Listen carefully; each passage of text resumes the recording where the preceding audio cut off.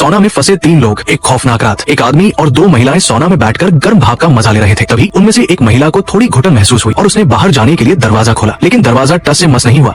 Mat ने तुरंत स्थिति को समझने की कोशिश की। शुरुआत में उसे लगा कि शायद लकड़ी का दरवाजा ज्यादा गर्मी के कारण फैल गया है, इसलिए उसने इसे जोर से धक्का दिया, लेकिन दरवाजा अपनी जगह से हिला तक नहीं। फिर उसे एहसास हुआ कि दरवाजे के बाहर शायद कुछ भारी चीज रखी हुई है। अब दोनों महिलाएं डरने लगी, क्योंकि सौना के अंदर तापमान लगातार बढ़ रहा था और उन्हें सांस लेने में तकलीफ हो रही थी। मैट ने उन्हें दिलासा दिया कि वो उन्हें किसी भी हालत में यहाँ से निकाल लेगा, लेकिन अन्ना ये मानने को तैयार नहीं थी कि ये सिर्फ एक हादसा है। उसे शक था कि ये उसके बॉयफ्रेंड शुआई की कोई शरारत है। वो खड़ी हुई और जोर जोर से उसका नाम पुकारने लगी, लेकिन सौना का इंसुलेशन बहुत मजबूत था, जिससे बाहर तक आवाज पहुंच ही नहीं रही थी। जब काफी देर तक कोई जवाब नहीं आया तो वे तीनों वहीं बैठ गए और थोड़ा पानी पीकर खुद को शांत करने की कोशिश करने लगे। हालांकि सौना का हीटर लगातार चल रहा था, जिससे कमरा और भी ज्यादा गर्म हो गया था। अगर तापमान को जल्द से जल्द कम नहीं किया गया तो वे निश्चित रूप से डिहाइड्रेशन या हीट स्ट्रोक का शिकार हो सकते थे। दूसरी ओर जिस व्यक्ति का यह घर था, वो इस समय आतिशबाजी की तैयारी में लगा हुआ था और जल्दी वापस आने की कोई संभावना नहीं थी।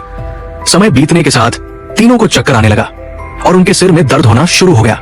इसी बीच लिसा की नजर थर्मामीटर के पीछे किसी चीज पर पड़ी। मैट ने उसे ध्यान से देखा तो पता चला कि वो एक ऑटोमेटिक टेम्परेचर कंट्रोलर था, लेकिन उसका स्विच कमरे के बाहर था। तभी सौना का हीटर फिर से चालू हो गया। अब अन्ना और ज्यादा बेचैन हो गई।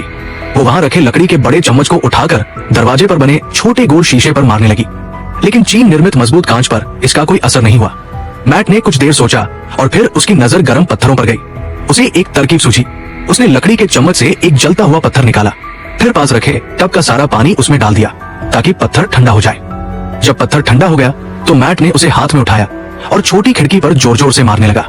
उसका हाथ खून से लथपथ हो गया, लेकिन खिड़की अब भी टूटी नहीं थी। उसे पता था कि अगर वो हार मान लेता तो वे तीनों इसी कमरे में मर जाते।